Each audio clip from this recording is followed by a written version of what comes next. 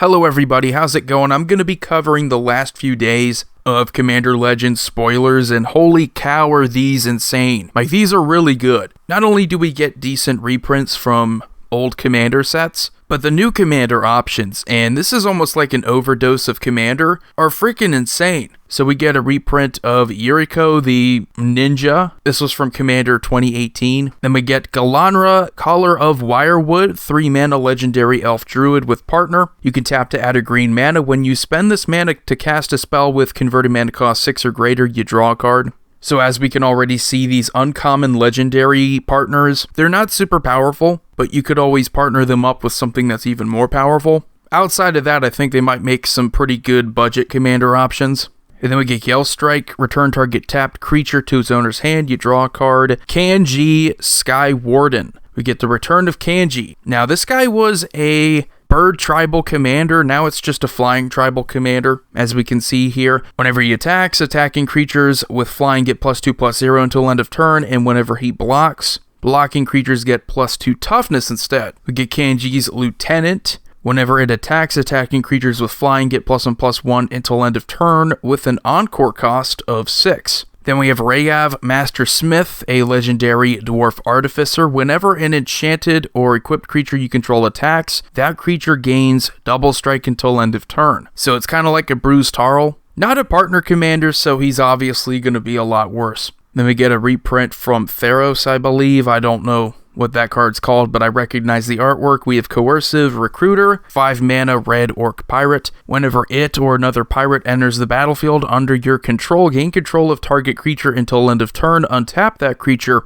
Until end of turn, it gains haste and becomes a pirate in addition to its other types. So a very good act of treason ETB for pirate decks, which is something that deck needs. If you want to make pirate tribal, it hasn't always been that strong, but if you can steal your opponent's creatures and make them pirates, even if it's just until end of turn, you get a lot of cool triggers. Now this card right here, the return of Sakashima, Sakashima of 1,000 Faces. This is amazing. 4-mana legendary human rogue, a 3/1. You may have Sakashima of 1,000 Faces enter the battlefield as a copy of another creature you control, except it has Sakashima of 1,000 Faces other abilities. The legend rule doesn't apply to permanents you control. So this right here is a very rare ability to have, but it pretty much just takes away the need to have something like Helm of the Host. So now you can just play nothing but your legendary cards and just copy them, and you get to keep the copies because the legend rule doesn't apply. Also, Sakashima's a partner commander option, so if that wasn't good enough, which to me it would be, you can partner it up with another commander and then get another color or two, so you can make a pretty disgusting deck with this. I think it's going to be a lot of fun.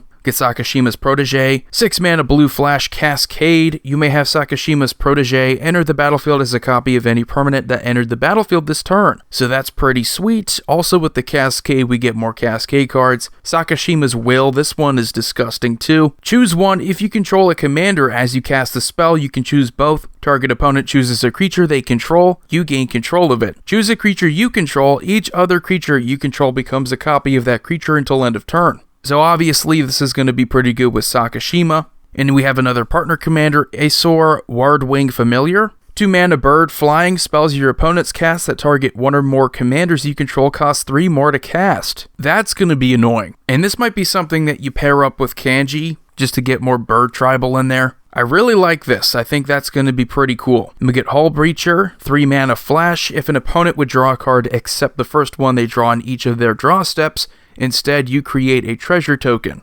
This is something insane. I think we have ways of punishing windfalls and wheels, and you can do that with a Smothering Tithe, you can do that with Narset Parter of Veils, and it gives you treasure tokens. This on top of the fact that Hullbreacher is just a 3-mana creature with flash, so you get the responses and everything. It's fantastic. And we get a pretty big reprint here in Mana Drain. We haven't had a Mana Drain reprint since Iconic Masters, I believe. Just an insane card. I don't think I have to explain it too much. Then we get a ton of the Bloodsower reprint from Commander 2016. We get Lathiel the Bounteous Dawn. By the way, this is from November 2nd, so I'm going over the cards I missed. Lifelink at the beginning of each end step. If you gain life this turn, distribute up to that many +1/+1 counters among any number of other target creatures. So lifelink and +1/+1 counters.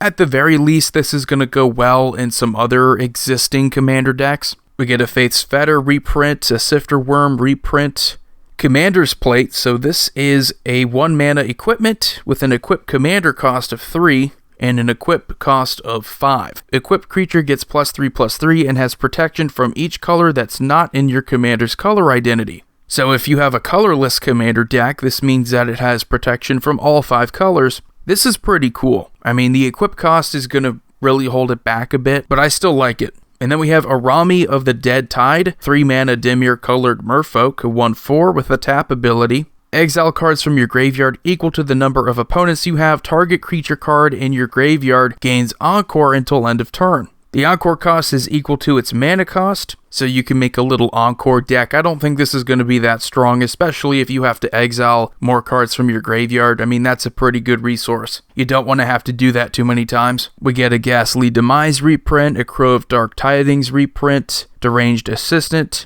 I think this is a reprint. It's tap to mill a card and you add a colorless. And then we get Jury, Master of the Review. So 2 mana whenever you sack a permanent, put a +1/+1 counter on Jury. When Jury dies, it deals damage equal to its power to any target. You just see a lot of legendary creatures here. I think at the very least they're going to be good additions to other decks. And we get Flamekin Herald. Commander spells you cast have Cascade. That's ridiculous. It's already going to fit in well with a Cascade deck. This is just going to give your Maelstrom Wanderer another Cascade trigger. We get Spark Harvest, a reprint, Austere Command, a reprint, Flood of Recollection, a reprint.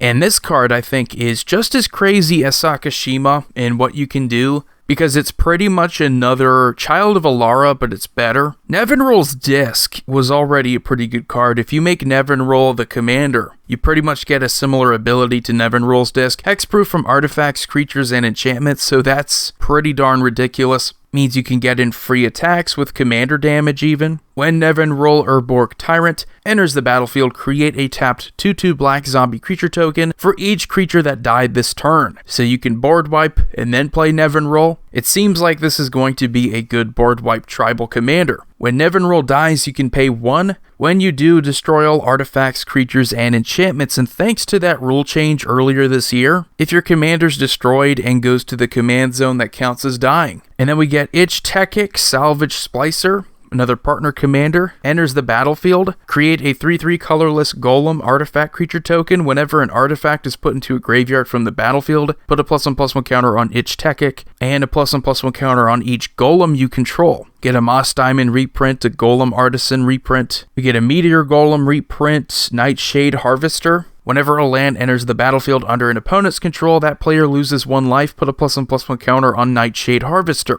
Then we get Necrotic Hex, 7 mana. Each player sacrifices 6 creatures. You create 6 tap 2/2 black zombie creature tokens. And then we get Falthus, Shadowcat Familiar. Commanders you control have Menace and Death Touch. Very good keywords, I guess, if you want to make a keyword deck. Elvish Dreadlord, Death Touch. When Elvish Dreadlord dies, non-elf creatures get -3/-3 until end of turn, and an Encore cost of 7.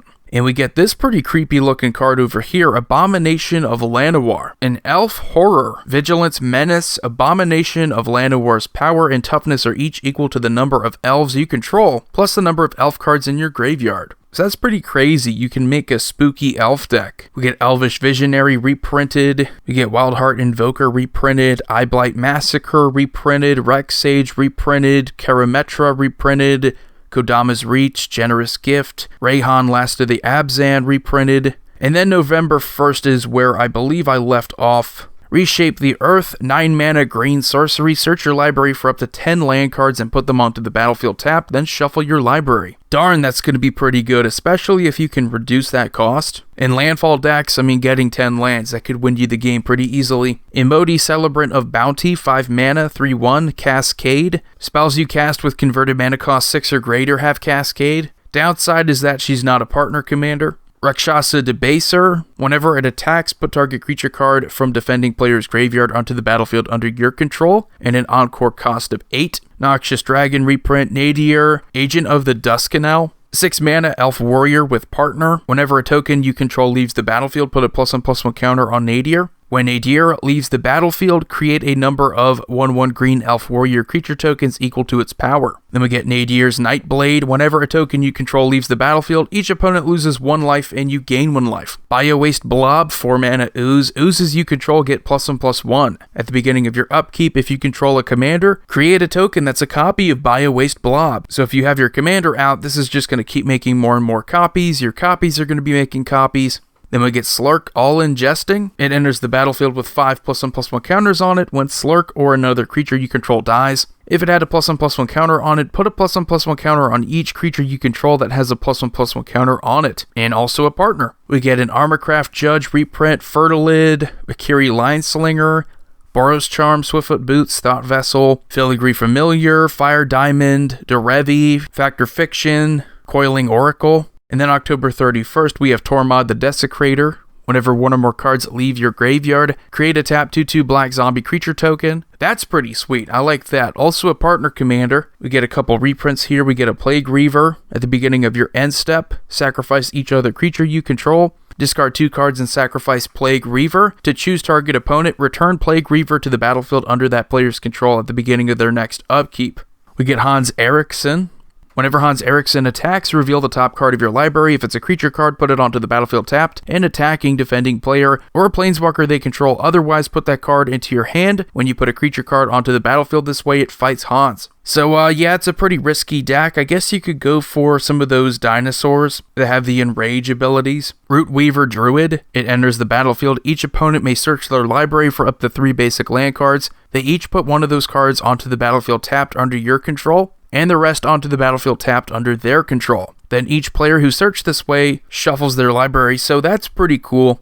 You will end up with the most, hopefully. If you have 3 opponents, it means that you're going to get 3 lands, and they're going to get 2. Wild Celebrants enters the battlefield. You can destroy target artifact. Ravos Soul Tender reprint. We get Inara Wolvid Familiar. As long as it's your turn, commanders you control have indestructible. So partner commander, Ancient Animus reprint, Apex Devastator. This is a pretty big deal. 10 mana green creature, a 10/10 with Cascade 4, or just 4 instances of Cascade. I mean, you were already going to see something like this. We expected some more Cascade shenanigans, but you have a creature with 4 Cascades. All you really need at this point is to bounce it back to your hand and play it over and over again. We get Court of Bounty. You become the Monarch when it enters the battlefield at the beginning of your upkeep. You may put a land card from your hand onto the battlefield if you're the Monarch. Instead, you may put a creature or land card from your hand onto the battlefield. So it gets even more powerful if you're the Monarch. We have Obecha Brute Chronologist, 4 mana Grixis colored commander option. Ogre Wizard, I think she's going to be pretty good. The player whose turn it is may end the turn. If you have any kind of ability that wears off at the beginning of the next end step or something like that, you can just end the turn and it pretty much skips it. So you get to keep certain tokens that would normally go away. You can pretty much cheat around those abilities. We have a reprint of Blasphemous Act. We have Kumbaj Witches. Seb McKinnon's artwork looks really good with this. We have Wrong Turn.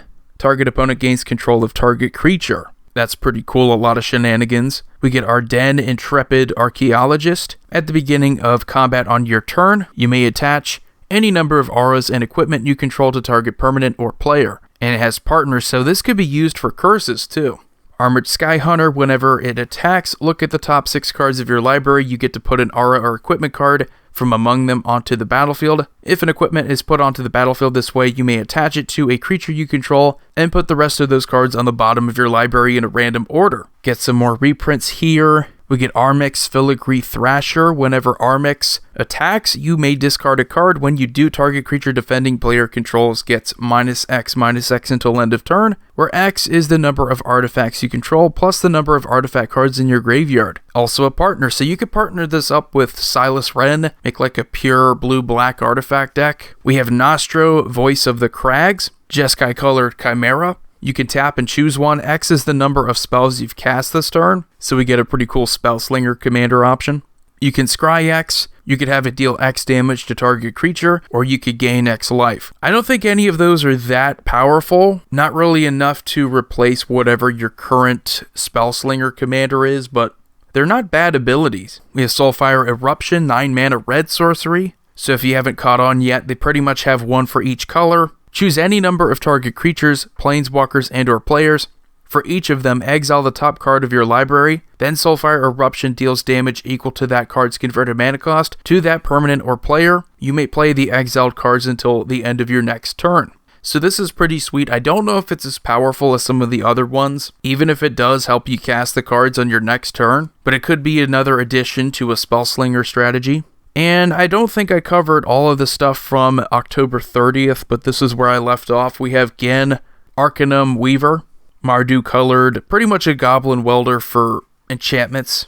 You can pay 3 mana and tap to sack an enchantment, return target enchantment card from your graveyard to the battlefield. And we have Promise of Tomorrow. Whenever a creature you control dies, exile it at the beginning of each end step. If you control no creatures, sacrifice Promise of Tomorrow, then return all cards exiled with it to the battlefield under your control. We have Thalise, Reverent Medium. At the beginning of each end step, create X 1/1 white spirit creature tokens with flying, where X is the number of tokens you created this turn. Pretty cool cleric, not a partner commander, so that's kind of a negative. And then we have a couple more reprints, and we have War Room. You can tap for a colorless, or you can pay 3 mana and tap it to pay life equal to the number of colors in your commander's color identity to draw a card. So this is pretty much a colorless deck staple, considering you won't be paying any life. Overall, I think we've seen some pretty powerful cards, pretty decent commander options, a reprint for Mana Drain in addition to the reprint for Scroll Rack. This is probably the first time since Modern Horizons that I've actually pre-ordered a couple boxes. This set just looks too good. I mean, we're getting way too much commander stuff. But anyway, hope you all have a wonderful day. Void here signing off. See you all next time.